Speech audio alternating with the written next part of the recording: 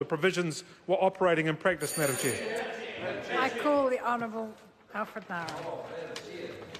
It's great to be able to be given the call in this bill, and especially in Clause 7, and thank you for the honour to be able to do that.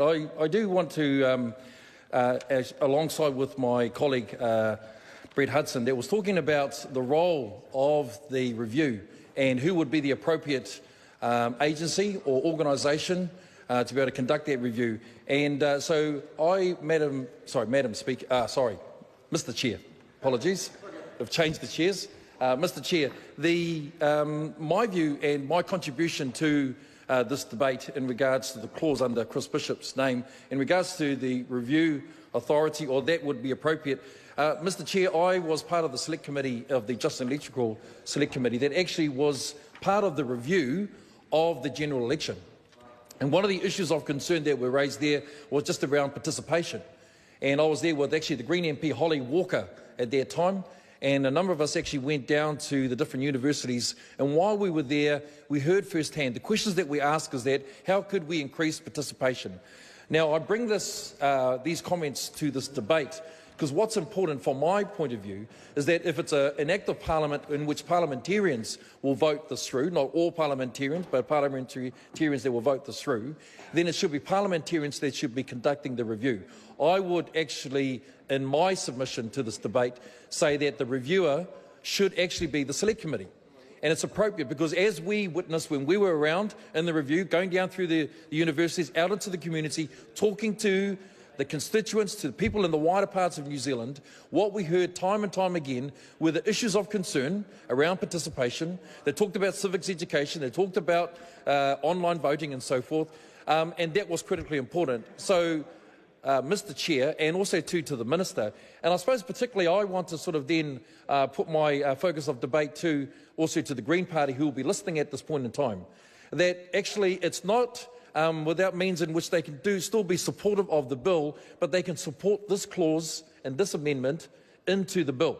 It will ensure that it actually allows for a democratic process in which the Green Party support. It would allow for an inclusive and participatory nature in which they can be out there consulting with the community at large.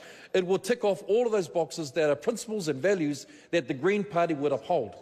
And so I would actually petition through to the Green Party that we would seek your support on this clause being critically important.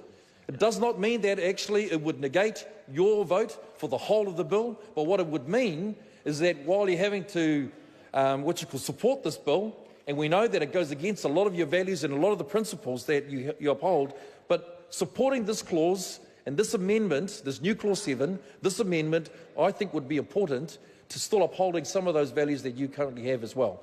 And so, Mr. Chair, I think that it's important, and I want to add to that the fact is, and I hope that the Minister may consider this, that the appropriate role that could be taken by the reviewer is actually the Select Committee. It's the members of their Justice Electoral Select Committee. It's cross-parliamentary. They travel up and down the country.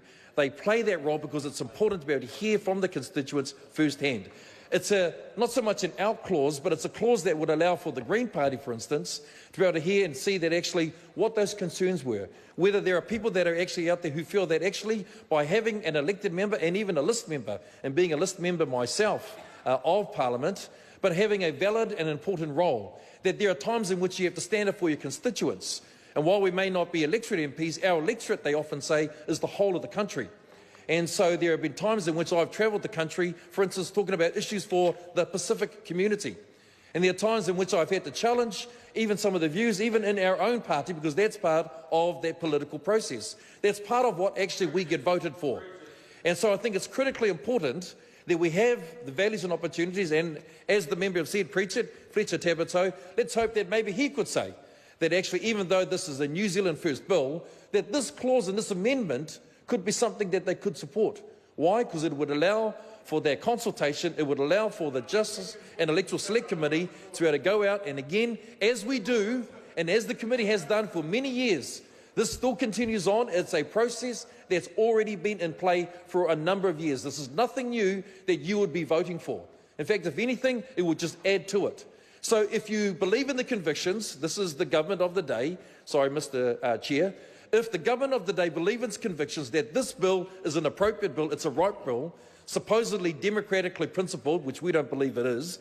But if you believe in it, then why not allow this clause? I call the Honourable Andrew Little. Mr Chairman, I just want to take a brief call to respond to the somewhat